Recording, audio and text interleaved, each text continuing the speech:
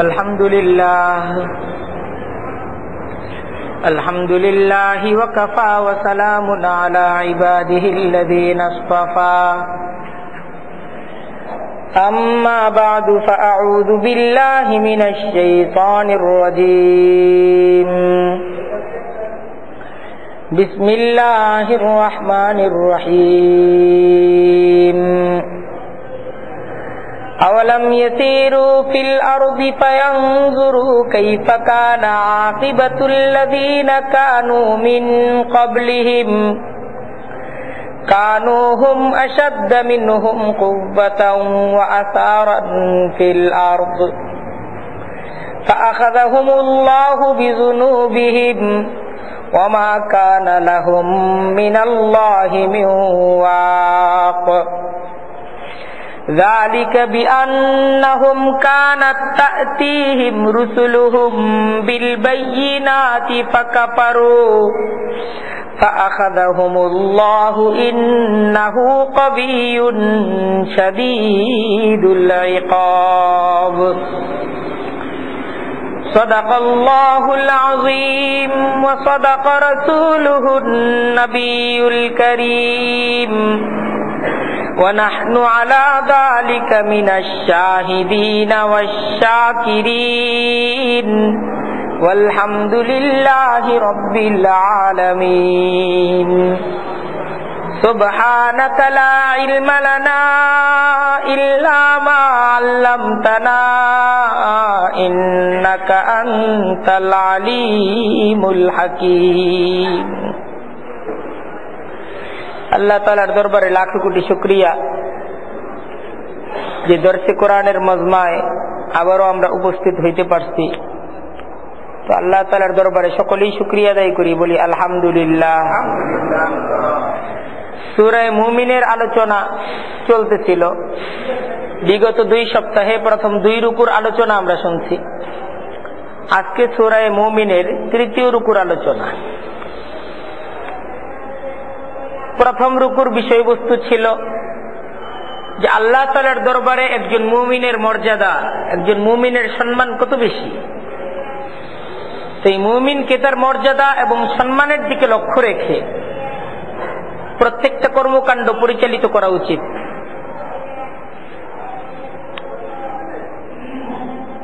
পৃথিবীর আল্লাহদ্রোহী শক্তির জাকজমক এবং তাদের প্রভাব দেখে মুমিনরা যেন ধোঁকায় না পড়ে। আর দ্বিতীয় রুকুর মাঝে আলোচনা হয়েছে যে আজকে কাফেরদের এই দবদবাই, তাদের এই প্রভাব প্রতিপত্তি, আল্লাহদ্রোহীদের এই ক্ষমতার মসনদ, এটা আজকে তুমি দেখতেছো,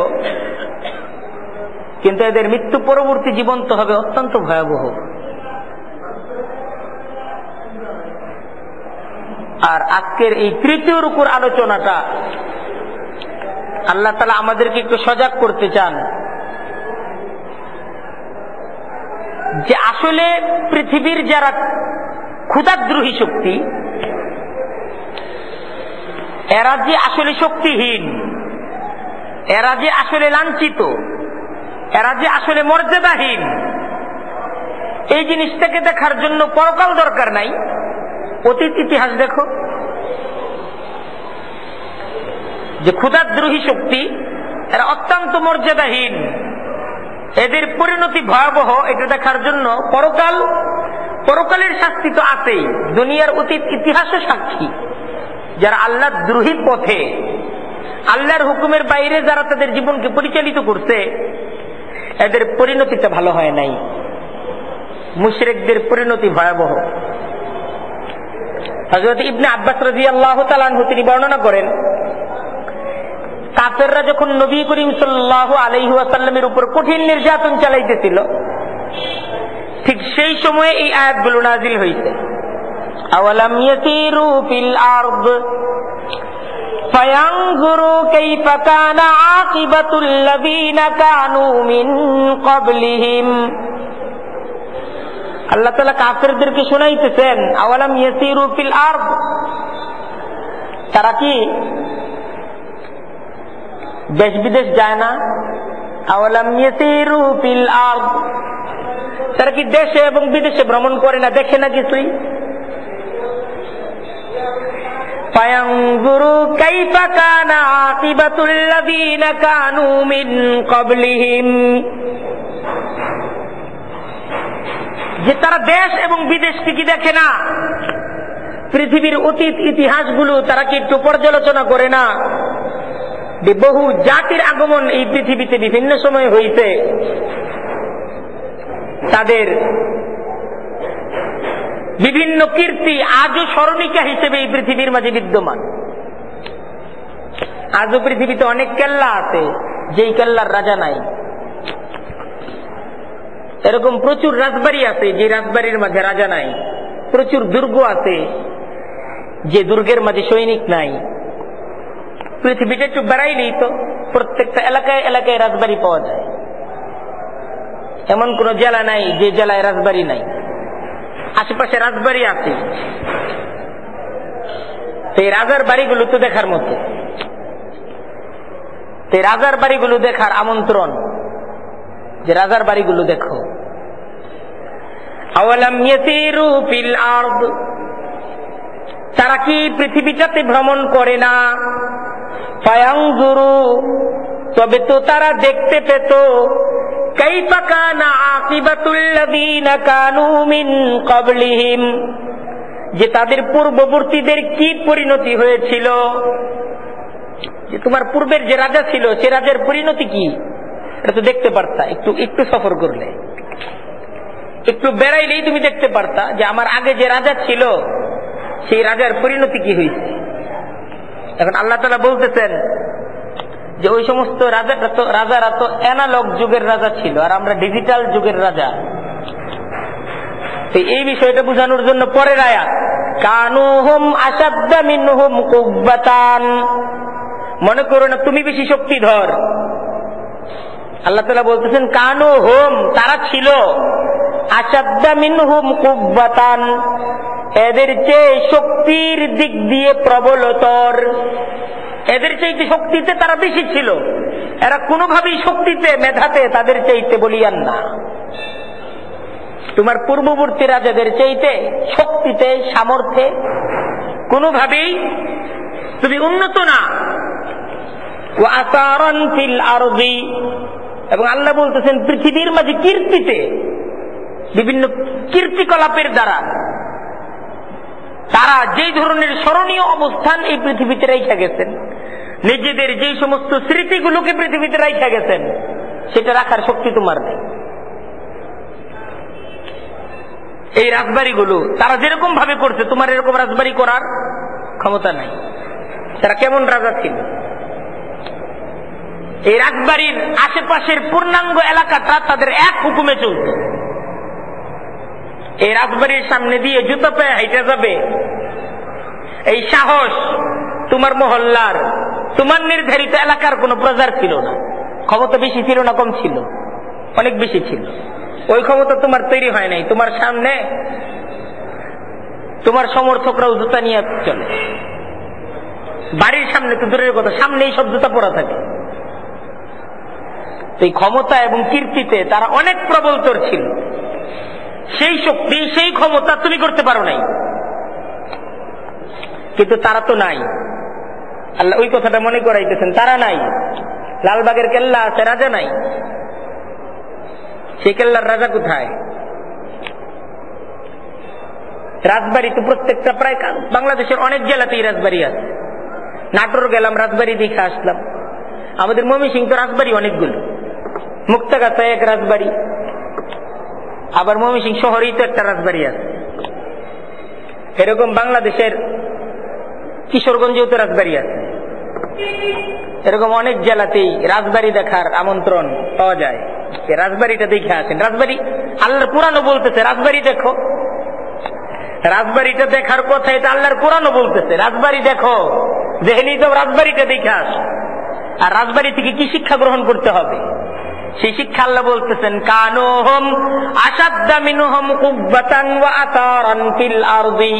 যেরকম একটা রাজবাড়ি গড়ার ক্ষমতা তোমার নাই, সে তোমার চাইতে অধিক ক্ষমতাশালী ছিল। তাজমহল, এরকম একটা তাজমহল বর্তমানের রাজারা গড়ার চিন্তাও করে না। আর্থিকভাবেও চিন্তা করে না, আর জনগণেরও ওই ধরনের সমর্থন নাই যে এরকম একটা রাজবাড়ি করতে দিবে। তুমি আমাদের পয়সা এরকম ভাবে রাজবাড়ি তৈরি করবা, এই অধিকার তোমাকে কে দিল? জনগণ খুশি উঠবে চারদিক থেকে। ওই ধরনের ক্ষমতা নাই এখন। যেই ক্ষমতা অতীত রাজাদের যেই ক্ষমতা ছিল, সেই ক্ষমতাটা বর্তমানের রাজাদের নাই, বর্তমানের সর্দারদের, বর্তমানের মাতবরদের। অতীত যুগের মাতবর এবং সর্দারদের মতো ক্ষমতা নাই। আল্লাহ বলতেছেন পৃথিবী ঘুইরা এই বিষয়গুলোকে যাচাই করো, এই বিষয়গুলোকে দেখো।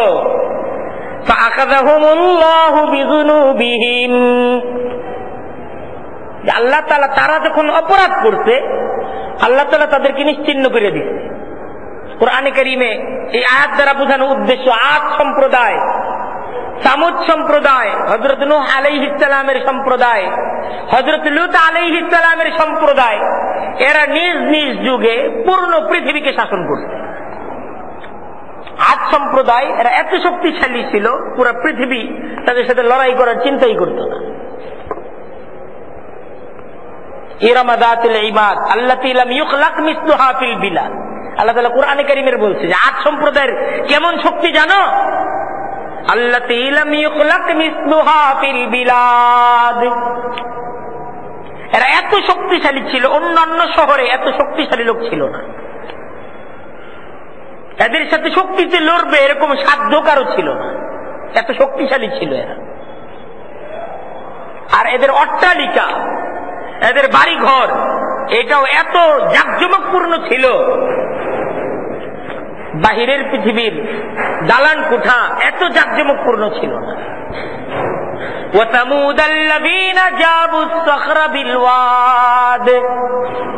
আর সামুদ সম্প্রদায় এরা শিল্পে এরা এত উন্নতি সাধন করছিল, এরা পাহাড় কাইটা তাদের ঘর বাড়ি নির্মাণ করছিল, বাড়িঘর সব পাহাড় কাইটা। যে কোন ঝড় তুফান, কোন ধরনের বিপর্যয় তাদেরকে ধ্বংস করবে, তাদের উপর আঘাত করবে, এই কল্পনাই ছিল না। এরকম প্রযুক্তি ছিল তাদের কাছে। তাদের বাড়িঘর সব ছিল পাহাড়ের মাঝে। তাই ফাআখাযাহুমুল্লাহু বিযুনুবিহিম, কিন্তু আল্লাহ যখন ধরতেন, ওয়ামা কানা লাহুম মিনাল্লাহি মিন ওয়াক, আল্লাহ বলতেছেন তাদের জন্য ছিল না মিনাল্লাহ, আল্লাহর মোকাবেলায়, মিন ওয়াক, কোন রক্ষাকারী। আল্লাহর মোকাবেলায় তাদেরকে রক্ষা করবে এরকম কোন সহায়তাকারী তাদের জন্য ছিল না। এই ইতিহাস মক্কাবাসীদেরকে মনে করানো হইতে, দেখো ওরা কিন্তু ধ্বংস হয়ে গেছে। অনেক শক্তির অধিকারী ছিল, অনেক ক্ষমতার অধিকারী ছিল। আল্লাহর নবীর সাথে যখন দুশমনী করছে, আল্লাহর বিধানের সাথে যখন নাকি বিদ্রুপ করছে, আল্লাহ তাআলা তাদেরকে নিঃশেষ করে দিতেন, নিশ্চিহ্ন করে দিতেন।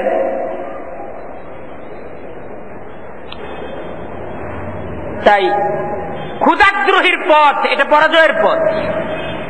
যারা ক্ষুধাদ্রোহী, তার মাধ্যমে তাদের জীবনকে পরিচালিত করে, এদের দুনিয়ার জিন্দেগিটাও অত্যন্ত মর্মান্তিক, নির্মম হয়। নির্মম ভাবে অত্যন্ত করুণ পরিণতিকে বরণ করে তারা তাদের পৃথিবী থেকে বিদায় নিতে হয়। অতীত ইতিহাস দেখো, এবং আল্লাহ তাআলা মক্কাবাসীদেরকে স্মরণ করায় দিতেছেন যে মক্কাবাসীরা তারাও নিষ্কৃতি পাবে না। হযরত নূহের সম্প্রদায় নূহের জবানকে স্তব্ধ করে দিতে চাইছিল, পারে নাই। হযরত লূত আলাইহিস সালামের সম্প্রদায় সত্যের কণ্ঠ হযরত লূত আলাইহিস সালামের জবানকে স্তব্ধ করে দিতে চাইছিল, ওরা পারে নাই। হযরত মূসা আলাইহিস সালামের জবানকে ফেরাউন স্তব্ধ করে দিতে চাইছিল, ফেরাউন পারে নাই। হযরত ইব্রাহিম আলাইহিস সালামের কণ্ঠকে নমরুদ স্তব্ধ করে দিতে চাইছিল, নমরুদ পারে নাই। সত্য সুপ্রতিষ্ঠিত এবং জয়ী হইতে, আর মিথ্যার পরাজয় হইতে সেই মক্কার কুরাইশ সর্দাররাও নবী করিম সাল্লাল্লাহু আলাইহি ওয়াসাল্লামের জবানকে স্তব্ধ করতে পারবে না। আল্লাহ তাআলা এই আলোচনা এই জায়গায় আনতেছেন। এবং যুগে যুগে ক্ষুধাদ্রোহী শক্তি, এরা ইমানদারদের জবানকে কখনো স্তব্ধ করতে পারবে না, ইমানদারদেরকে নিশ্চিহ্ন করতে পারবে না, এটা সম্ভব না। ঈমান থাকবে এই পৃথিবীতে। আর আল্লাহ তাআলা যখন কুফরি শক্তিকে ধরবেন, তাদেরকে বাঁচানোর কেউ তারা পাবে না। এটা ইতিহাস যে আল্লাহর মোকাবেলায় এই পর্যন্ত কেউ কেউকে রক্ষা করতে পারে না। আল্লাহ তাআলা যতবার এই পৃথিবীর উপর আঘাত করছেন, সিডর দ্বারা, ভূমিকম্পের দ্বারা, বন্যার দ্বারা, তুফান দ্বারা, আল্লাহ তাআলা যতবার আঘাত করছেন, সে আঘাতের মোকাবেলা কেউ করতে পারে না। তাই আল্লাহ তাআলা মক্কার কাফেরদেরকে বললেন, অতীত ইতিহাস দেখো। এটা বলার পর একটা ইতিহাস তিনি নিজে দেখাইতেছেন। এই জায়গায় আল্লাহ তাআলা হযরতে মূসা আলাইহিস সালামের ইতিহাস, এই ইতিহাসটা শোনাইতেছেন এখন। ওয়ালাকাদ আরসালনা মূসা বিআয়াতিনা ওয়া সুলতানিম মুবিন। একটা তাজা ইতিহাস শুনো। আল্লাহ তাআলা মক্কার কাফেরদেরকে শোনান, খোদাদ্রোহী শক্তিদেরকে শোনান, মুমিনদেরকেও শোনান। মুমিনরা শুনে তাদের ঈমানকে তাজা করবে, খোদাদ্রোহী শক্তি এই আয়াত শুনে কম্পিত হবে। আর যারা নীরব জনতা, এরা এই ঘটনা শুনে জেগে উঠবে। কোরআনে কারীমের প্রত্যেকটা আলোচনা তিন ধরনের লোকদেরকে সামনে নিয়ে। এক মুমিনদের ঈমান যেন তাজা হয়, আর কাফের তারা যেন কম্পিত হয়, আর নীরব জনতা যেন জেগে উঠে। নীরবতার সুযোগ ইসলামে নেই। ইসলাম জবান সত্যের পক্ষে, জবানকে চুপ রাখা যাবে না, সত্যের পক্ষে জবানকে খুলতে হবে। এটাই ইসলাম। যেটা সৎ, যেটা সততা, মুমিন সেই ক্ষেত্রে নিশ্চুপ থাকবে না।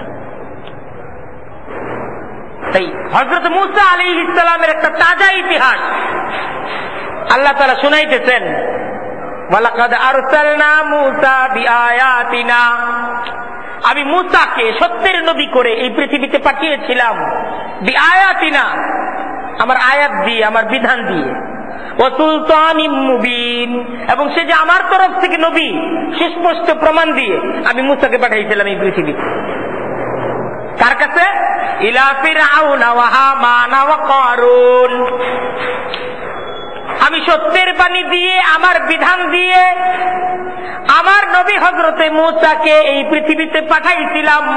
ইলা ফিরআউনা ওয়া হামান ওয়া কারুন, ফিরআউন, হামান এবং কারুনের কাছে, তাদের কাছে আমি পাঠাইছিলাম। আল্লাহ তাআলা সেই ঘটনা আল্লাহর রাসূলকে শোনাইতেছেন। কারণ মক্কার কাফেররা যেইভাবে রাসূলের উপর আক্রমণ করতেছে, নির্যাতন করতেছে, মূসার ঘটনাটা আল্লাহর রাসূলের জন্য একটা সান্ত্বনা। যে মূসার উপর নির্মম অত্যাচার ফেরাউনের রাজন্য বর্গ তারা করতে, হযরত মূসা যখন তাদেরকে দাওয়াত দিলেন, সত্যের দিকে আহ্বান করলেন, ফাকালু সাহিরুন, তারা মূসাকে বলছিল জাদুকর, কাযযাব, মিথ্যাবাদী। ফেরাউন, হামান, কারুন হযরত মূসার এই দাওয়াতের বিপক্ষে, মূসাকে যে অপবাদ দ্বারা হযরতে মূসাকে কলঙ্কিত করতে চাইছে, সেই অপবাদটা কি? জাদুকর। সেই অপবাদটা হলো মিথ্যুক।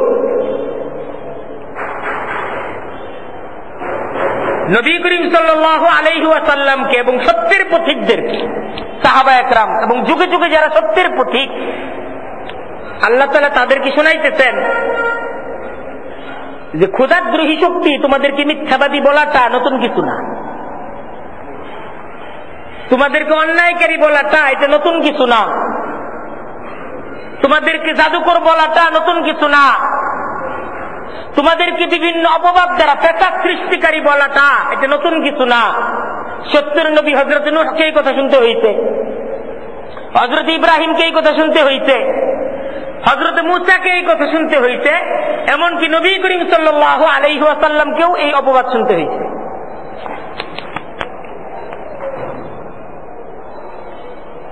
আল্লাহ তাআলা নবীকে শুনাইতেছেন, আপনার পূর্ববর্তী নবীদেরকেও মিথ্যাবাদী বলা হয়েছে, কাফেররা মিথ্যাবাদী বলছে। আর দেখেন, যারা মিথ্যাবাদী বলছে এদের সাথে আমি কি আচরণ করছি? তারা ধ্বংস হয়েছে, তারা এই পৃথিবীতে থাকে নাই।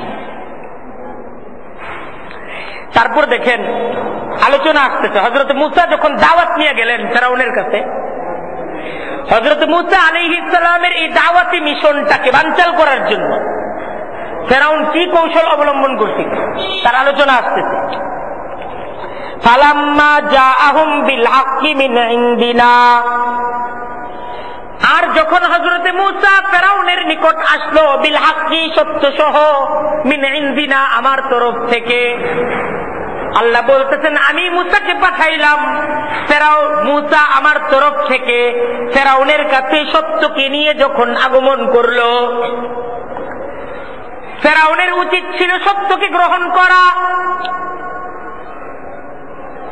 আর সত্য পথের পথিক হওয়া, কিন্তু ফেরাউন সত্য পথের পথিক হয় নাই, বরং মুখের ফুৎকার দ্বারা সত্যকে নিভিয়ে দেওয়ার চক্রান্ত করছে। সেই চক্রান্তটা কেমন ছিল? আল্লাহ তাআলা কোরআনে কারীমের মাঝে বলতেছেন, নাকুসু আলাইকা মিন নাবাই মূসা ওয়া ফিরআউনা বিল হক, নাকুসু আলাইকা, আল্লাহ তাআলা মুমিনদেরকে শোনাইতেছেন যে আমি তোমাদের কাছে বর্ণনা করতেছি মিন নাবাই মূসা ওয়া ফিরআউন, ফেরাউন এবং মূসার ঘটনা, বিল হাক্কি সত্য ঘটনা, লিকাউমি ইউমিনুন মুমিনদের জন্য, মুমিনরা যেন এই ঘটনা থেকে শিক্ষা গ্রহণ করে। আল্লাহ তাআলা মুমিনদের জন্য ঘটনা শোনাইতেছেন, তোমরা যারা মুমিন ফেরাউন এবং মূসার ঘটনাটা শোনো, আমি তোমাদের জন্য এই ঘটনাটা কোরআনে কারীমের মধ্যে আলোচনা করছি। ইন্না ফিরআউনা আলা ফিল আরদি, ফেরাউন সে পৃথিবীর উপর ক্ষমতাধর ছিল, ওয়াজআলা আহলাহা শিয়াআন, সে তার দলের মাঝে দুইটা ভাগ করে রাখছিল। ফেরাউন তার ক্ষমতাকে পাকাপোক্ত করার জন্য দেশটাকে দুইটা ভাগে বিভক্ত করে ফেলছিল। এক ভাগকে সে করছিল দাস আর আরেক ভাগকে সে করছিল মুনিব। ফেরাউনের রাষ্ট্রের মাঝে দুইটা বংশ ছিল, একটা বংশ হলো বনি ইসরাইল আর আরেকটা বংশ হলো কিপ্তি। ফেরাউন কিপ্তিদেরকে মুনিবের আসনে আসীন করে বনি ইসরাইলদেরকে দাস শ্রেণীতে অন্তর্ভুক্ত করে দিল।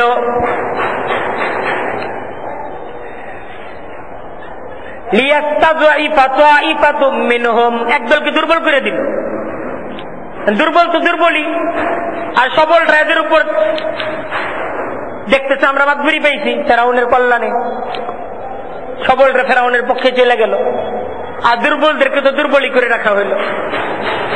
এই কৌশল ফেরাউন অবলম্বন করল। একটা সময় ফেরাউন জাদুকরদের মাধ্যমে, জ্যোতিষীদের মাধ্যমে জানতে পারলো যে ফেরাউনের এই ক্ষমতা স্থায়ী হবে না, ফেরাউনের এই ক্ষমতা অস্থায়ী, এটাকে ধ্বংসের জন্য আল্লাহ তাআলা নতুন নবীর আবির্ভাব ঘটাবেন। ফেরাউন পর্যালোচনায় বসে গেল কি করা যায়। সিদ্ধান্ত নিল যে বনি ইসরাইলদের সমস্ত শিশুদেরকে মেরে ফেলো, নবজাতকদেরকে মেরে ফেলো। 90,000 নবজাতককে ফেরাউন হত্যা করছে, নির্বিচারে হত্যা করছে, কোনো বিচার ছাড়া, শুধু নিজ ক্ষমতার মস্তককে পাকাপোক্ত করে রাখার জন্য। কি ক্ষমতা ছিল ফেরাউনের! এত ক্ষমতা সম্পূর্ণ কোন বাদশা বর্তমান পৃথিবীতে আছে পারবে?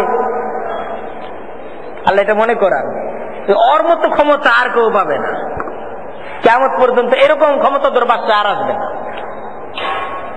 শিশুদের উপর নির্যাতন, একদম সদ্য ভূমিষ্ঠ শিশু তাকে জবাই করে ফেলা, পুরো অন্যায়, কোন পাপ ছাড়া তাকে ধ্বংস করে ফেলা। তো আল্লাহ তাআলা যাকে রক্ষা করতে চান তাকে কেউ মারতে পারে না। যেই হযরতে মূসার জন্য এত কৌশল, সে মূসার জন্ম কিন্তু ঠিকই হয়েছে, আল্লাহ তাআলা হেফাজত করছেন। যাকে মারার জন্য 90,000কে মারা হইল, তাকে কিন্তু ফেরাউন মারতে পারে নাই। হযরত মূসা আলাইহিস সালামের জন্মের ইতিহাস অত্যন্ত আশ্চর্যজনক। আল্লাহ তাআলা যে কিভাবে এলাহি ব্যবস্থাপনায় তাকে রক্ষা করতেন। হযরত মূসা আলাইহিস সালামের মায়ের যখন প্রসব বেদনা উঠল, তিনি ধাত্রী রাখলেন, যে ধাত্রীকে ডাকলেন সে ছিল হযরত মূসা আলাইহিস সালামের মায়ের খুব প্রিয় বান্ধবী। কিন্তু হযরত মূসা আলাইহিস সালামের মা জানতেন না সেও যে ফেরাউনের এজেন্ট, এটা জানতেন না। বনি ইসরায়েলের সমস্ত ধাত্রীদেরকে ফেরাউন কিনে নিছিল, যে কোনো ঘরে কোনো সন্তান হইলে পয়সার মাধ্যমে ধাত্রীদেরকে কিনে নেওয়া হয়েছিল, ওরাই খবর দিয়ে দিত আক্রমক ঘরে সন্তান দিত। হযরত মূসার মা যে ধাত্রীকে ডাকতেন সেও ছিল ফেরাউনের এজেন্ট। হযরত মূসার মা তাকে ডাকলেন, ডাইকা তাকে বললেন যে তোমার সাথে আমার অন্তরঙ্গ একটা মহব্বত আছে, আজকে সেই মহব্বতের আমি তোমার কাছ থেকে নিদর্শন চাই। ধাত্রী সহায়তা করলো, হযরত মূসা আলাইহিস সালামের জন্ম হইল। তো ধাত্রী সে তো এজেন্ট ছিল, জন্মের সাথে সাথে সে খবর দিত সেনাবাহিনীকে নিয়ে যাওয়ার জন্য। কিন্তু হযরত মূসা আলাইহিস সালামের জন্মের পর হযরত মূসা আলাইহিস সালামের নুরানি চেহারা ধাত্রীর মাঝে একটা মায়া মহব্বত তৈরি করে দিল। এইরকম মায়া মহব্বত তার তৈরি হইল, সে মূসার মাকে বলল যে আমি যখন আপনার ঘরে ঢুকছি তো ফেরাউনের লোকদেরকে খবর দিয়ে ঢুকছি, আমি কিছু করার নাই। আমি যে ঢুকছি আগে খবর দিয়া তারপর ঢুকছি, যে আমি যাইতেছি কাজ করতে, তোমরা থাকো। এখন দিয়া খবর দিমুন এটা না, আগে খবর দিয়া ঢুকছি। এখন আমার নিজের নিয়ত ছিল জন্মের পরে দিয়ে দেওয়া, কারণ আমি টাকা পাবো। কিন্তু আমার তোমার সন্তানের প্রতি কেন জানি বুঝতেছি না এরকম মায়া সৃষ্টি হয়েছে, আমি বুঝতেছি না এখন আমি কি করব। তো তুমি তাকে যেইভাবে পারো রক্ষা করো। ধাত্রী বলতেছে তুমি যেইভাবে পারো তাকে রক্ষা করো, আমি বুঝতেছি না আমি কি করব, কারণ আমি তো আগেই খবর দিয়ে আসছি। আমি দরজা থেকে বের হব, তারা ঘরে ঢুকবে, ঘরের সামনেই তারা উপস্থিত। তো ধাত্রী এই কথা বলেই ঘর থেকে বের হয়ে গেল। তো ঘর থেকে বের হওয়ার সাথে সাথেই ফেরাউনের যে সৈনিক তার ঘরে প্রবেশ। হযরত মূসা আলাইহিস সালামের বোন ঠিক সেই সময়ে হযরত মূসাকে বিছানা থেকে কুলে থেকে নিয়ে জ্বলন্ত চুলার মাঝে ছেড়ে দিলেন। কারণ এই জ্ঞান ছিল না এখন ঠিক কোথায় রাখা দরকার আর কোথায় রাখা দরকার না, এটা আগুন না পানি, এটা বুঝার মতো অবকাশ ছিল না। কারণ এখন এরা ঢুকলে নিজেদের জান সহ যাবে, এটাকে গোপন করার অপরাধ। আগুনের মাঝে নিয়ে ছেড়ে দিলে, একদম আগুন, জ্বলন্ত আগুনের মাঝে হযরত মূসাকে ছাইরা আইসা দাঁড়ায় গেল সেনাবাহিনীর সদস্যদের সামনে।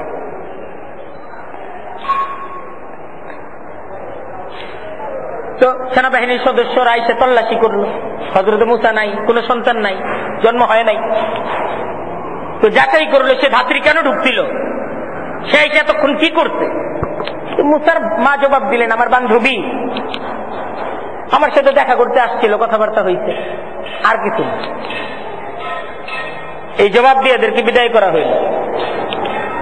এরা ঘর থেকে যাওয়ার পর হযরত মূসার মা বোন সেই জ্বলন্ত চুলার কাছে আইসা দেখেন যে চুলার আগুন নিভা গেছে।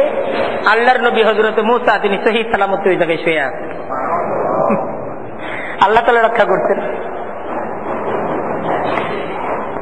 তো গোপনে হযরত মূসার মায়ের কোলে লালিত পালিত হইতেছিলেন। তারপর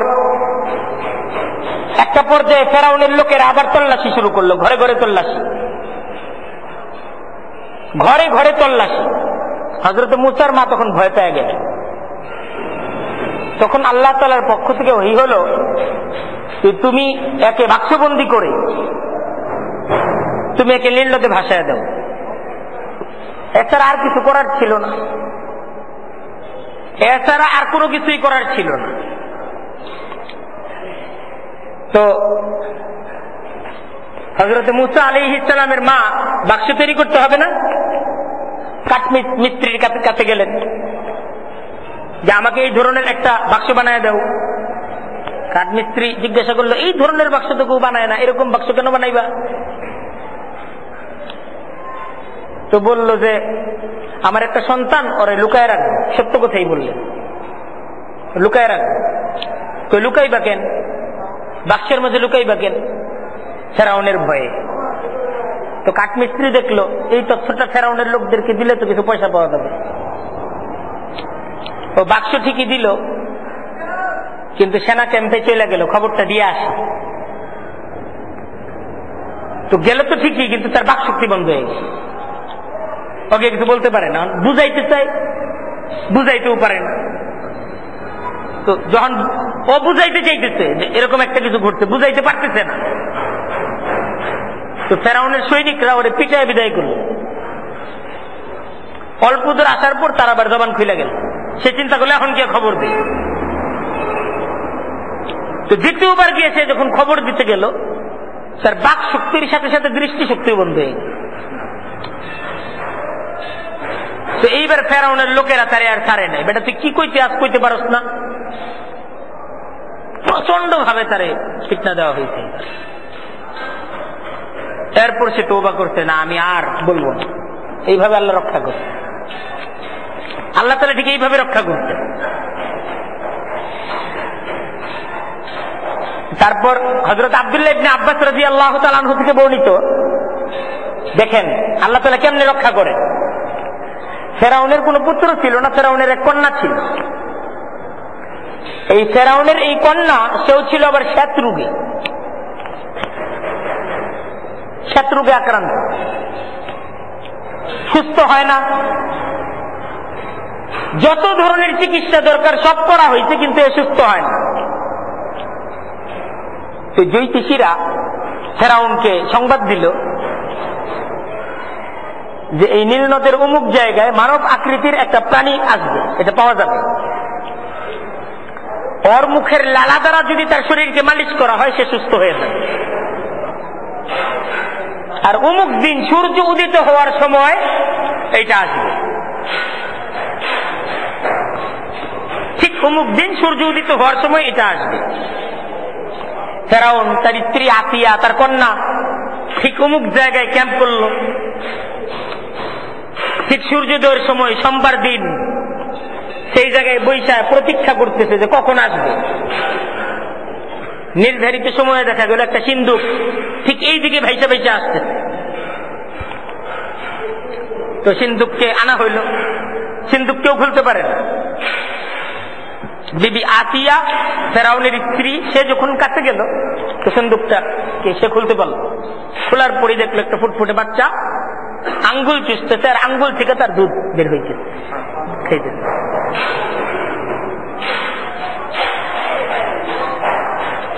তো এই শিশুর লালার দ্বারা ফেরাউনের মেয়ে তার শরীরকে মোছা হইল, তার শত্রু ভালো হয়ে গেল। তো দেখেন, যে শিশুটাকে হত্যার জন্য ফেরাউনের দীর্ঘদিনের প্রচেষ্টা, ওই শিশুটাই আজকে ফেরাউনের কুলে ফেরাউনের যাবতীয় প্রচেষ্টা বের কারে মারতে চাইল। আর আল্লাহ তাআলা তাকে লালন পালন করলেন কোথায়? আল্লাহ ফেরাউনের দুশমনকে একদম ফেরাউনের ঘরের মাঝে আইনা লালন পালন করতেন, যে আমার শক্তি দেখো, বেটা বুকা, আমার সাথে লড়াই করো, আমার বিপরীতে তুই খুদাইয়ের দাবি করো, বুকা দেখ তোর খুদাই কোন জায়গায়। একদম ফেরাউনের ঘরে আল্লাহ তাআলা হযরত মুসার লালন পালনের ব্যবস্থা করলেন। সেই দেখেন, হযরত মুসা আলাইহিস সালাম পরবর্তীতে যখন নবী হয়ে আসলেন, ফেরাউনের হেনে মাঝখানে লম্বা ইতিহাস। আল্লাহ তাআলা বলতেছেন, আমি সেই মুসাকে ফেরাউনের কাছে নবী করে পাঠাইলাম। ফালাম্মা জাআহুম বিল হাক্কি মিন ইনদিনা, আমার নবী মুসা যখন সত্য সহ ফেরাউনের কাছে গেল, ক্বালু, ফেরাউন বৈঠকে বসলো। ফেরাউন তার মন্ত্রী পরিষদের বৈঠক ডাকলো, যেন কি করা যায়, এই ধরনের সিচুয়েশনে এখন কি করা যায়। সকলেই ফেরাউনকে পরামর্শ দিল। পরামর্শে যে সিদ্ধান্ত হলো বৈঠকে, ক্যাবিনেট বৈঠকে, উকতুলু আবনা আল্লাযীনা আমানু মাআহু, ওই আগের সেই একই ঘটনা। হযরত মূসাকে তার যেন জন্ম না হয় সেই জন্য যেই প্রক্রিয়া, বনী ইসরায়েলের সমস্ত শিশুদেরকে মেরে ফেলো, এখনো একই। ওয়াকতুলু আবনাআল্লাযীনা আমানু মাআহু, যে মূসার যারা অনুসারী এদের সন্তানদেরকে হত্যা করে ফেলে। ওয়াস্তাহয়ু নিসাআহুম, তাদের কন্যাদেরকে জীবিত রাখেন। নতুন পরামর্শ আসলো, নতুন কর্মসূচি, যে এখন যারা মূসার অনুসারী হবে তাদের সন্তানদেরকে মেরে ফেলা হবে, ছেলে সন্তানদেরকে। এই কর্মসূচির লক্ষ্য কি? একটা হলো এদের জনসংখ্যা কমায় দেওয়া, যেন বিদ্রোহ করতে না পারে। আরেকটা হলো এদের মনোবলকে ভেঙে দেওয়া। আর সবচেয়ে বড় যেটা চিন্তা, যে বনী ইসরায়েলরা যেন বুঝতে পারে যে মূসার কারণে আজকে আমাদের অবস্থা করুন, তারা যেন মূসাকে আশ্রয় না দেয়, যে এই মূসাকে আশ্রয় দেওয়ার কারণে তোমাদের উপর আঘাত আসতেছে, তোমাদের উপর বম্বিং হইতেছে, তোমাদের সন্তানদেরকে মেরে ফেলা হচ্ছে। এই একজন মানুষকে রক্ষার জন্য নিজেরা সবাই জীবন দিবা, এর চিল্লা দাও। এই ছিল দেখেন কুফরি শক্তি। এদের প্রক্রিয়া সেই ফেরাউনের যুগ থেকে একরকম, এদের প্রক্রিয়া কখনো পরিবর্তন হয় না। এক উসামা বিন লাদেনের কথা বলে পুরো আফগানিস্তানকে ধ্বংস করে দেওয়া হইল, লক্ষ লক্ষ মানুষদেরকে হত্যা করা হইল ওই এক ব্যক্তির কথা বললেই কাফেররা। উদ্দেশ্য এর আমাদের হাতে তুলে দাও, হযরত মূসার তোমরা অনুসারী হয় না, তুলে দাও আমাদের হাতে, আনলে তোমাদেরকে নিঃশেষ করে ফেল। এই ছিল ফেরাউনি কৌশল, ফেরাউনি মেধা ঠিক এই সিদ্ধান্ত গ্রহণ করছে। আজ পর্যন্ত কুফরি শক্তি সেই ফেরাউনি মেধার উপর চলতেছে, নতুন কোন পদ্ধতি এই পর্যন্ত আবিষ্কার করতে পারেনি। তারপর দেখেন আল্লাহ তাআলা বলতেছেন, ওমা কাইদুল কাফিরিনা ইল্লা ফি যালাল। দেখো ফেরাউন কিন্তু ব্যর্থই হয়েছিল, মুমিনদের উপর অনেক জুলুম করছে, মূসার অনুসারীদেরকে নির্বিচারে হত্যা করছে, কিন্তু ফেরাউন কি জয়ী হইতে পারছে? ওমা কাইদুল কাফিরিনা ইল্লা ফি যালাল। ফেরাউন জয়ী হইতে পারে নাই, অসংখ্য মানুষদেরকে নিধন করতে পারছে, হত্যা করতে পারছে, কিন্তু ফেরাউন বিজয়কে আনতে পারে নাই। ঠিক তেমনি মক্কার কাফেরদের চক্রান্ত ব্যর্থ হবে, সত্যের বিপক্ষে প্রত্যেকটা চক্রান্ত ঠিক এইভাবে ব্যর্থ হবে। আল্লাহ তাআলা এটা বুঝাইতেছে, সত্যপন্থীরা জয়ী হবেই আর মিথ্যার পরাজয় হবেই, এটা বুঝাই দেওয়ার উদ্দেশ্য। তারপর দেখেন, وقال فرعون ذروني أقتل موسى وليدع ربه وقال فرعون ذروني। বৈঠক, ক্যাবিনেট বৈঠক। ফেরাউন তার উজির এবং তার মন্ত্রী পরিষদের লোকদেরকে নিয়ে যে বৈঠক করতেছিল, সে বৈঠকে ফেরাউনের নিজস্ব মতামত এই ছিল যে তোমরা আমাকে বাধা দিও না, আমি মূসাকে হত্যা করতে চাই। ফেরাউন মূসাকে প্রথমেই হত্যা করতে চাইছে, দেখিছে তার রবকে ডাকুক, কি করতে পারে, মেরে ফেলাই। وقال فرعون ذروني, ফেরাউন সকলের কাছ থেকে অনুমতি চাইল, আকতুল মূসা, তোমরা আমাকে সুযোগ দাও, আমি মূসাকে হত্যা করি। ওয়ালিয়াদউ রাব্বাহ, আর সে তার প্রভুরে ডাকুক, দেখি যে আমার থেকে তাকে রক্ষা করার জন্য তার প্রভুরে ডাকতে থাক, আমি তারা মেরে ফেলবো। এখন দেখেন ফেরাউন যে মারার প্রস্তাব দিল, কেন খুব বোঝার চেষ্টা করেন। হযরত মূসাকে মারার একটা প্রস্তাব ফেরাউন আনলো। অভিযোগ কি? হযরত মূসার নামে চার্জশিটটা কি, তার অভিযোগটা কি, কি অপরাধে সে দণ্ডিত, তার আলোচনা আসতেছে। ইন্নী আখাফু আইয়ুবাদদিলা দীনাকুম আও আইয়ুযহিরা ফিল আরদিল ফাসাদ। এটা ছিল হযরত মূসার অপরাধ, খুব বুঝার চেষ্টা করেন। ফেরাউন বলতেছে মুসাকে আর ছাড় দেওয়া যায় না।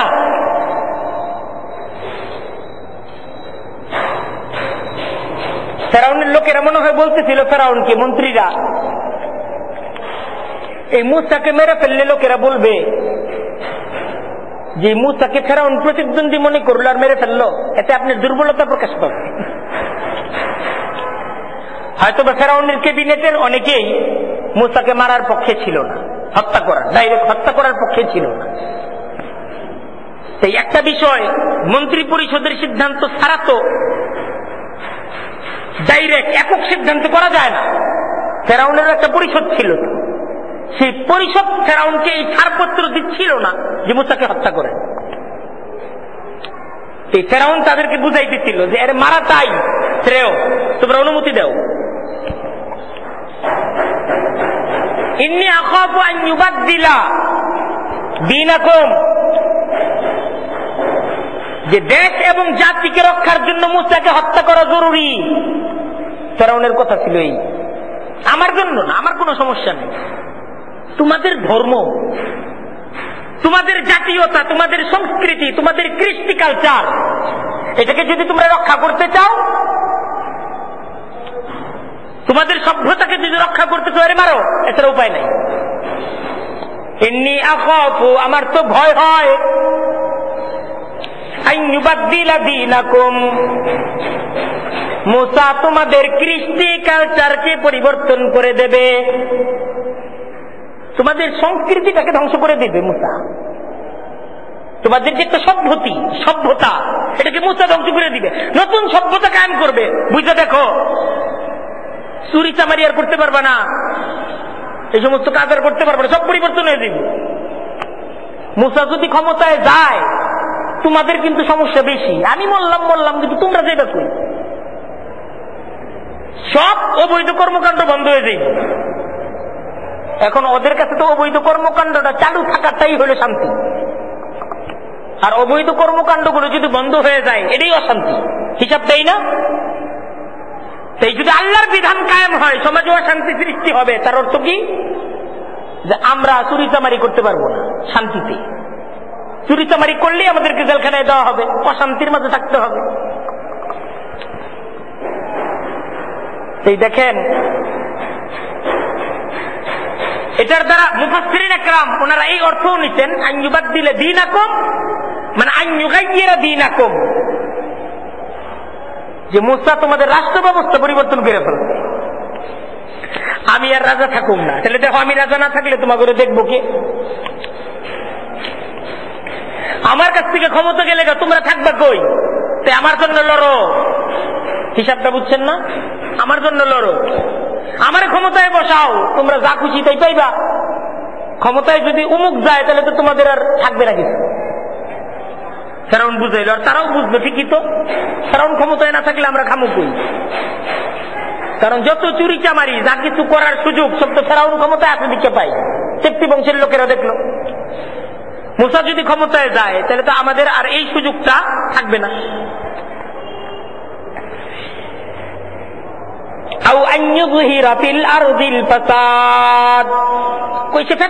জমিনের মাঝে ফিতনা ফাসাদ সৃষ্টি করবে। হযরত মূসার নামে অভিযোগ, তিনি এই জমিনের মাঝে ফিতনা ফাসাদ সৃষ্টি করবে। এই অভিযোগ কে দিল? ফেরাউন দিল। অভিযোগটা কে দিল? ফেরাউন, যে হযরত মূসা সে জমিনের মাঝে ফিতনা ফাসাদ সৃষ্টি করবে। তাই দেখেন, বাতিল পন্থীরা এরা শুধু আজকে না, সেই ফেরাউনের যুগ থেকে আল্লাহর নবীর হেদায়েতকে ফিতনা ফাসাদ হিসেবে আখ্যায়িত করছে। আল্লাহর নবী হযরত মূসা যখন সত্যের দাওয়াত দিলেন, ফেরাউন কইল ফিতনা ফাসাদ। আল্লাহর নবী হযরত নূহ যখন সত্যের আওয়াজ দিলেন, নূহের জাতির সেই সমস্ত সর্দাররা তাদের সর্দারিকে টিকায় রাখার জন্য বলল কি? নূহ ফিতনা ফাসাদ সৃষ্টি করতেছে। আল্লাহর নবী নবী করিম সাল্লাল্লাহু আলাইহি ওয়াসাল্লাম যখন সত্যের আওয়াজ তুললেন, আবু জেহেল, আবু লাহাবরা এরা সমাজের মাঝে প্রচার করলো, একই করতেছে, ফিতনা ফাসাদ করতেছে। এবং সমাজকে যদি শান্তিপূর্ণ করতে হয়, আর কি মেরে ফেলতে হবে। কারণ সে থাকলে এই সমাজ কি হবে না? শান্তিপূর্ণ হবে না।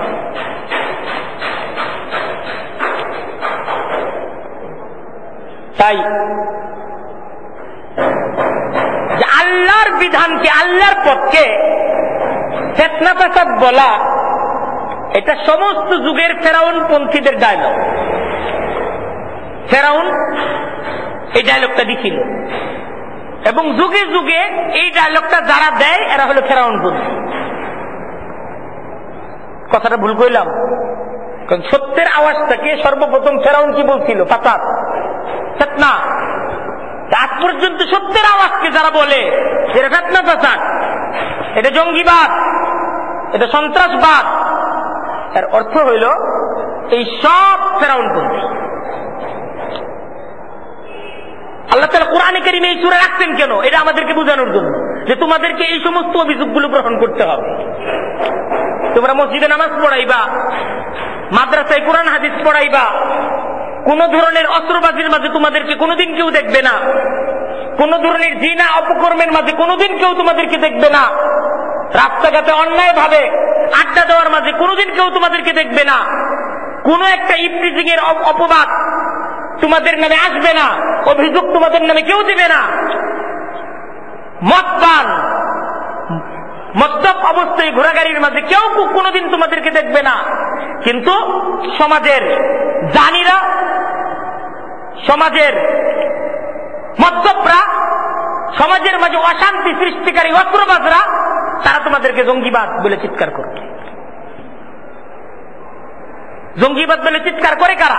তারা, তাদের কাছেই অস্ত্র, তাদের কাছেই মদ, তাদের কাছেই ফেন্সিডিল, হিপটিজিং এর এবং সব ধরনের নারী নির্যাতন থেকে নিয়ে শুরু করে সমাজ নির্যাতনের প্রত্যেকটা চিত্র হলো তাদের সাথে লাগা। তাদের চরিত্রের সাথে সন্ত্রাসী, চাঁদাবাজির সমস্ত ধরনের অভিযোগ হলো তাদের নামে মামলা। আর যে সমস্ত লোকগুলো নিষ্কলুষ লোক, যাদেরকে কেউ কোনোদিন কোন একটা অপরাধ, জুড়ে রাস্তাঘাটে একটা চিৎকার, একটা চেঁচামেচি, একটা অট্ট হাসি পর্যন্ত দিতে দেখে নাই, সেই সমস্ত মানুষগুলোর নামে ওই সমস্ত ভণ্ড আর প্রতারকরা চিৎকার করতেছে যে এরা হলো জঙ্গিবাদ, এরা হলো মৌলবাদ, এরা হলো সমাজের মাঝে অশান্তি সৃষ্টিকারী, এদেরকে দমন করতে হবে, আর নাহলে সমাজের মাঝে শান্তি আসবে না। ঠিক একই আওয়াজ ফেরাউনের যুগে ফেরাউন দিছিল, একই আওয়াজ আবু জেহেল, আবুল আহাবের আওয়াজ ছিল, এক আওয়াজ ছিল সকল। এই আওয়াজের মাঝে কোনো পরিবর্তন নাই, এবং কিয়ামত পর্যন্ত এই আওয়াজ বাতিলপন্থীদের চলবে। কিন্তু বাতিলপন্থী যুগে যুগেই ফেরাউনের মতো ধ্বংস হবে, আর সত্যপন্থী যুগে যুগেই মুসার মতো জয়ী হবে, মুসার মতো জয়ী হবে। এই দেখেন, ইতিহাস ঘাটলে দেখা যায় যে যারা সত্য দিনকে বাধা দিতে দুই কারণে দিতে, কারণ ছিল কয়টা? দুইটা। এর মাঝে একটা কারণ হলো অহংকার, আর আরেকটা কারণ হলো ক্ষমতা হারানোর আশঙ্কা। এই দুই কারণে মানুষ সত্যকে গ্রহণ করতে পারে না। বদরের যুদ্ধের ইতিহাস দেখেন, যুদ্ধ চলতেছে, আবু জেহেলকে উমাইয়া ইবনে খালফ, দুটোই কাফের। উমাইয়া আবু জেহেলকে জিজ্ঞাসা করে, আবু জেহেল তুমি একটু কও তো, তোমার ভাতিজা যা কিছু বলে আসলে এটা কি সত্য কিনা? একদম বদরের যুদ্ধের মাঝে আলোচনা। আবু জেহেল বলল, আসলে তো সত্য। কইতেন এটা আমরা মানতেছি না কেন? ওইটা মানলে তো আমাদের কিছুই থাকবো না, কিছুই থাকবে না, নেতৃত্ব থাকবে না। ফেরাউন হযরতে মূসার যে আওয়াজ যে সত্য বুঝে নাই, দেখতে তো ক্ষমতা তো থাকবে না। এই পৃথিবীর সমস্ত ফেরাউনপন্থীরা জানে যে এই সমস্ত সত্যবাদীদের কথাগুলো, সত্যের পথিকদের প্রত্যেকটা আওয়াজই সত্য, কিন্তু বুঝে যে মসনদ তো থাকবে না, আমার ক্ষমতাটা তো থাকবে না। বুঝতেছি ইসলাম সত্য, ইসলামী বিধান এটাই শান্তির বিধান, বুঝতেছি, কিন্তু ক্ষমতা যে থাকবে না। এই বিষয়টা বাদ দিয়ে আমি মুসলমান, এতটুকু বিষয় বাদ দিয়ে আমি মুসলমান, ঠিক আছে। এই দেখেন, হযরত মূসা আলাইহিস সালাম যখন এই ঘটনাটা শুনলেন যে ফেরাউন হযরত মূসা আলাইহিস সালামকে মেরে ফেলার পরামর্শ চাচ্ছে, দেখেন সত্যের পথিকদের কেমন হইতে হবে। ফাকালা মূসা, হযরত মূসা যখন জানলেন ফেরাউন তার ক্যাবিনেটে প্রস্তাব দিয়েছে যে আমাকে সুযোগ দাও, আমি মূসাকে মেরে ফেলি। হযরত মূসা একটা হইতে পারে তিনি সেই বৈঠকের আশেপাশে ছিলেন, শুনছেন, অথবা পরবর্তীতে অন্য কারো মাধ্যমে শুনছেন। শোনার সাথে সাথে হযরত মূসা সামান্য পরিমাণ বিচলিত হন নাই। হযরত মূসা আল্লাহ তাআলার কাছে যে দোয়া করতেন, যে ঘোষণা দিতেন, ইন্নী উযতু বিরাব্বি ওয়া রাব্বিকুম মিন কুল্লি মুতাকাব্বিরিন লা ইউমিনু বিয়াউমিল হিসাব। ইন্নী উযতু, আরে আমি তো আশ্রয় গ্রহণ করেছি বিরাব্বি ওয়া রাব্বিকুম, আমার এবং তোমাদের রবের কাছে, মিন কুল্লি মুতাকাব্বির, প্রত্যেক অহংকারী থেকে, লা ইউমিনু বিয়াউমিল হিসাব, যে হিসাবে বিশ্বাসী না, এই অহংকারী আমাকে কিছুই করতে পারবে না। হযরত মূসা সাফ জানায় দিলেন, ইন্নী উযতু বিরাব্বি ওয়া রাব্বিকুম। হযরত মূসা জানলেন যখন যে আমাকে হত্যা করতে চাই, এটাতে ভয় পান নাই,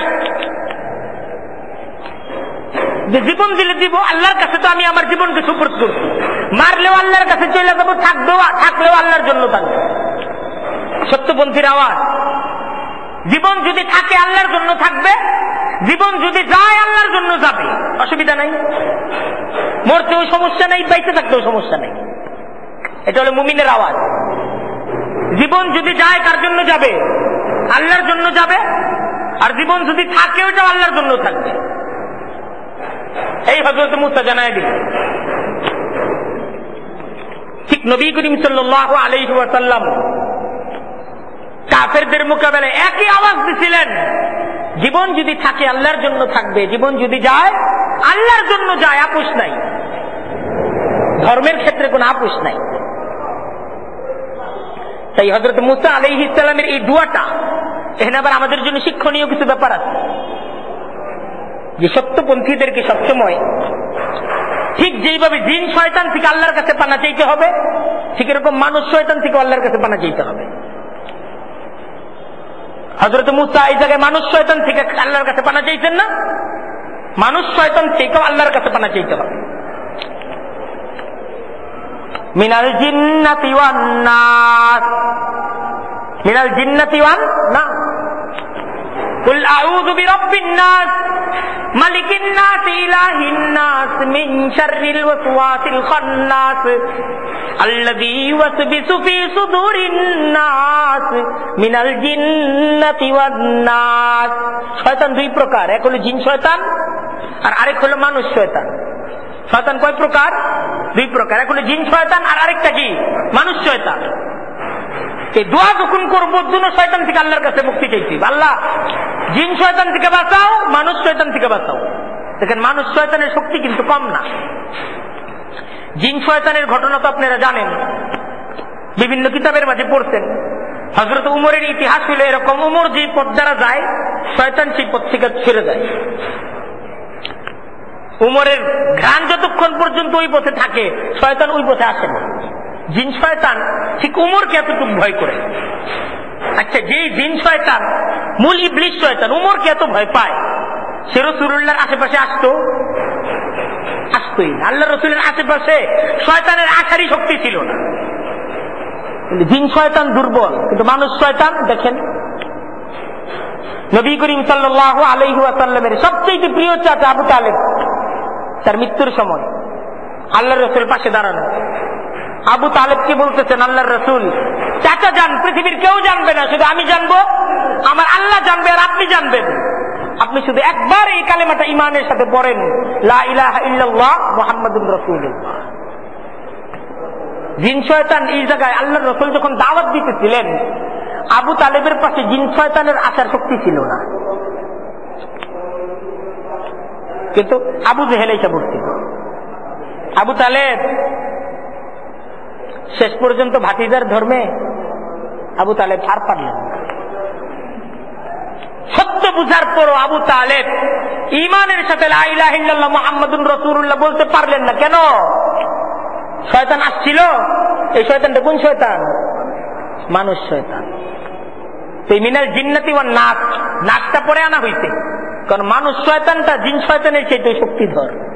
আজ পর্যন্ত জিন শয়তান, ইবলিস শয়তান একবারও কিন্তু বলে নাই যে আমি আল্লাহ? একবারও কয় নাই। কিন্তু অনেক মানুষ শয়তানরা আমি আল্লাহ বলছে, আমি প্রভু, আমার হুকুমে চলতে হবে। এটা কোন জিন শয়তান এই পর্যন্ত কয় না। জিন শয়তান তো প্রচুর ভয় পায়।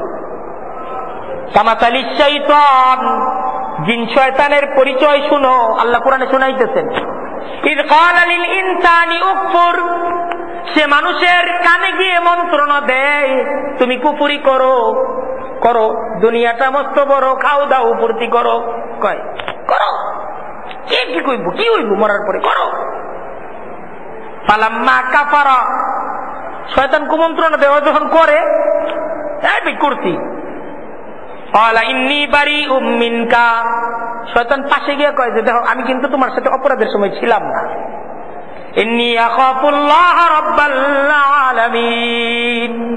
আমি কিন্তু আল্লাহরে ডরাই। তো খালি বলছো, আমি শুধু বলছি, আমি করছি, করছো তুমি, এই কারণে। কিন্তু করার পরে কি বারবার মনের মাঝে এটা কি করলাম।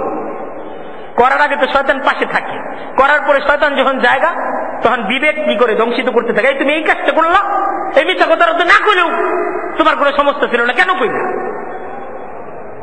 কিন্তু শয়তান কয়ে গেছে, বলার পরে শয়তান যখন কইছে আমি কিন্তু নাই, তখনই মেজাজের মধ্যে হায় এটা কি করলাম, তওবা তওবা তওবা। জিন শয়তান ডরায় আল্লাহ। বদরের যুদ্ধের ইতিহাস, শয়তান কাফের করে কইছে আমি তোমাদের সাথে আছি। যুদ্ধ যখন শুরু হয়েছে নাই, দৌড়াইতেছে শয়তান, দৌড়। তারপরে এই তুমি দৌড়াও কেন? এমনি আরাম আলা তারাও না, আমি দেখতেছি তোমরা এটা দেখতেছ না। আমি দেখতেছি ফেরেশতা নামতেছে, এটা আবার থাকা যাইব না, ও দৌড়। জিন শয়তান কিন্তু লড়াই করতে আসে না, সাহাবা একরামদের সাথে লড়াই করতে আসে নাই। লড়াইয়ে নামছে Abu Jahl, Umayya, Utba ibn Shaiba, Rabia, এরা লড়াই করতে নামছে। আল্লাহ তাআলার কাছে জিন শয়তান থেকে ঠিক যেরকম চাইতে হবে, প্রার্থনা করতে হবে আল্লাহ বাঁচাও, মানুষ শয়তান থেকে তার চাইতে আরো 4 গুণ বেশি প্রার্থনা করছে। কারণ মানুষ যে শয়তান এটা তো জানে নাই আমার। এই যে যারা অশ্লীলতা ছড়াইতেছে বিভিন্ন ধরনের, পর্নোগ্রাফি ছড়াইতেছে সমাজের মাঝে, হাজার হাজার যুবকের চরিত্রকে ধ্বংস করে দিতেছে, এরা মানুষ না শয়তান। কোন এদেরকে দেখার অর্থ শয়তানকে দেখা, এদের ভক্ত হওয়ার অর্থ হইল শয়তানের ভক্ত হয়ে যাওয়া। যারা উলঙ্গ নৃত্য করতেছে, মানুষদেরকে ডাকতেছে আসো আমাদেরকে দেখার জন্য আসো, আর মানুষ টিকিট কেটে এদেরকে দেখতে যায়। যা দেখে সব কি দেখে? শয়তান দেখে,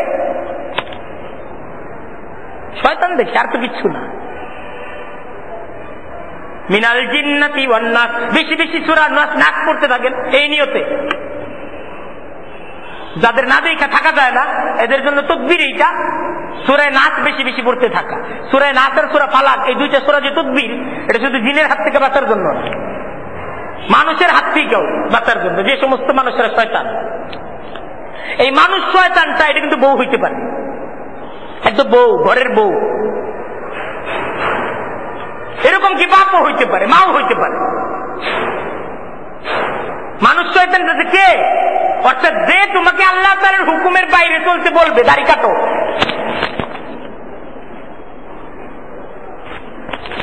আল্লাহ তাআলার হুকুমের বাইরে যেই ডাকবে ওই হলো মানুষ শয়তান। নামাজের ছেলে একজন ডাকতেছে, আও নাই দিকে, পরে বুঝতে হবে যে এটা আমার শয়তান ডাকতেছে। এই ডাকটা কোনো মানুষের না, একদম ডাইরেক্ট শয়তানের ডাক, এটা বুঝে নিতে হবে। কারণ নামাজের সময় সে ডাকতেছে, কইতেছে এখন পরে নামাজ পড়লেও চলবে।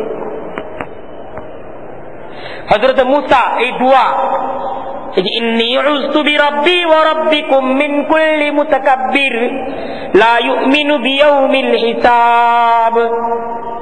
দেখেন হযরত মূসা এই কঠিন অবস্থার মাঝে কিন্তু বিচলিত হন নাই। ঠিক এই সূরার শিক্ষা, এই রুকুর একটা চূড়ান্ত শিক্ষা আমাদেরকে এই নিতে হবে যে মুমিন সম্পূর্ণ আল্লাহ বিশ্বাসী হবে, সম্পূর্ণ আল্লাহর উপর নির্ভরকারী হবে। অন্য কিছুর দ্বারা সে বিচলিত হবে না, সে ভয় পাবে না। কারণ মুমিনের কাছে তো তার ইমানের দাম বেশি, জানের দাম বেশি। মুমিনের কাছে তার নীতির দাম বেশি, তার জানের দাম বেশি। জীবন যদি দিতে হয় আল্লাহর জন্য দিব, জীবন যদি থাকে তাও আল্লাহর জন্য থাকবে। এটা হলো মুমিনের আওয়াজ। আল্লাহ তাআলা আমাদের সকলকে ঠিক এই ধরনের ঈমানকে অর্জন করার তৌফিক দান করুন। ওয়া আখিরু দাওয়ানা আনিল হামদুলিল্লাহি রাব্বিল আলামিন। আল্লাহুম্মা